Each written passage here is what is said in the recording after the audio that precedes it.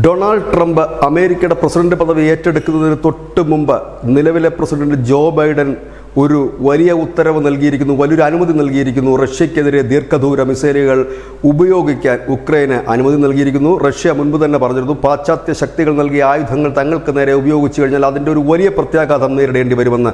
വേണ്ടി വന്നാൽ ആണവായുധം ഉപയോഗിക്കാൻ യാതൊരു മടിയും തനിക്കില്ല എന്നും പുടിൻ പരസ്യമായി പറഞ്ഞിടത്താണ് ട്രംപിന് അധികാരം നൽകുന്നതിൻ്റെ തൊട്ട് മുമ്പ് ജോ ബൈഡൻ നടത്തിയ വലിയ ഒരു നീക്കം. ആർമി ടാക്ടിക്കൽ മിസൈൽ സിസ്റ്റം അടക്കം അമേരിക്ക ഉക്രൈന് നൽകിയിട്ടുണ്ട്.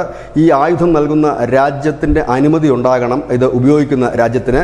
ഇപ്പോൾ ഇതാ നിലവിൽ അമേരിക്ക പരസ്യമായി തന്നെ അത് ഉപയോഗിക്കാനുള്ള അനുമതി നൽകുമ്പോൾ പാശ്ചാത്യ ശക്തികൾ പരസ്യമായി തന്നെ റഷ്യക്കെതിരെ യുദ്ധമുനയിലേക്ക് അല്ലെ യുദ്ധമുഖത്തേക്ക് എത്തുന്നു എന്ന പുടിൻ്റെ ആരോപണം ശരിവെക്കുന്നതാണ്. അങ്ങനെയെങ്കിൽ ഇനി ഒരുപക്ഷെ ട്രംപ് വന്നാൽ പോലും ഈ യുദ്ധം നിർത്താനാകാത്ത വിധം രൂക്ഷമായി തന്നെ മാറും.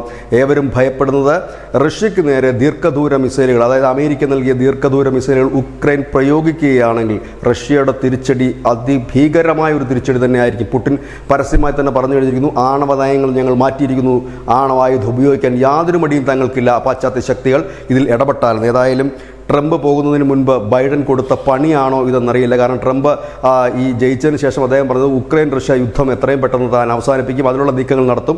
അതിൻ്റെ ഭാഗമായിട്ട് തന്നെ ഉക്രൈൻ നൽകുന്ന ഈ ആയുധ സാമ്പത്തിക സഹായങ്ങളൊക്കെ വെട്ടിക്കുറയ്ക്കാനുമൊക്കെ ട്രംപ് ആലോചിച്ചിരുന്നതാണ്.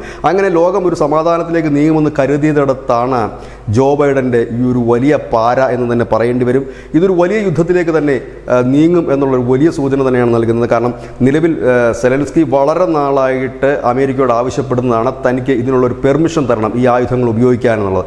ഇപ്പോൾ ജോ ബൈഡൻ അങ്ങനെ ഒരു പെർമിഷൻ കൊടുത്ത സ്ഥിതിക്ക് ഒട്ടും മടിക്കാതെ സെലൻസ്കി അത് ചെയ്യുക തന്നെ ചെയ്യും. അങ്ങനെയെങ്കിൽ അതിൻ്റെ തിരിച്ചടി വളരെ ഭയാനകവുമായിരിക്കും. News desk news India Malayalam.